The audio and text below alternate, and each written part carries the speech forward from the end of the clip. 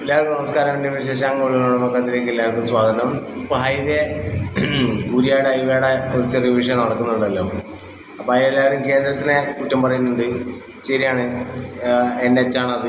കേന്ദ്രത്തിൽ നിന്ന് ഏറ്റെടുക്കുന്നുണ്ട്. സംസ്ഥാനത്തിന് ഒരു പങ്കുമില്ല, ഒരു റോളുമില്ല. അത് ഉണ്ടാക്കണേലായിക്കോട്ടെ, ഞാൻ അതിൻ്റെ വീഴ്ചയിലായിക്കോട്ടെ, ഒരു റോളുമില്ല എന്നുള്ളത് സത്യമാണ്. പക്ഷേ ഒരു കാര്യം എല്ലാവരും സത്യം ചെയ്യണം.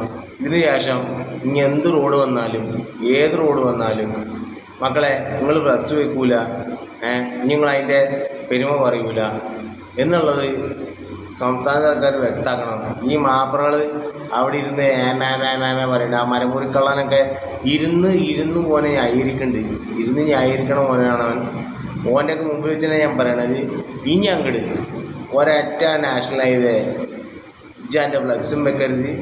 അതായത് മരുമോനും മാവനും കൂടിയിട്ടുള്ള ഈ തോർത്ത് പിടുത്തമുണ്ടല്ലോ, അതായത് കരൽമീനിനെ പരമീനിനെ പിടിക്കാനുള്ള തോർത്ത് പിടുത്തം, ഈ ഫ്ലക്സ് അല്ലാണ്ട് വേറൊന്നും കയ്യിലില്ലല്ലോ, വേറൊന്നും പറയാനുമില്ല.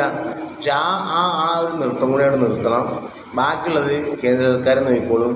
ഓരെ നിങ്ങൾ വിമർശിച്ചുകൊണ്ട് ഓർക്ക് പറ്റാനുള്ളതൊക്കെ ഓര് ചെയ്തോളും. തെറ്റി തിരുത്തണം എന്നുള്ളതാണ് നമ്മുടെ ഒരു അഭിപ്രായം. അല്ലാണ്ട് അത് തുറന്ന് കൊണ്ടുപോകണം, ന്യായീകരിക്കാനുള്ള ക്യാപ്സ്യൂൾ ഇറക്കലല്ലേ നമ്മുടെ പരിപാടി. അപ്പോൾ അത് തെറ്റി തിരുത്തണം.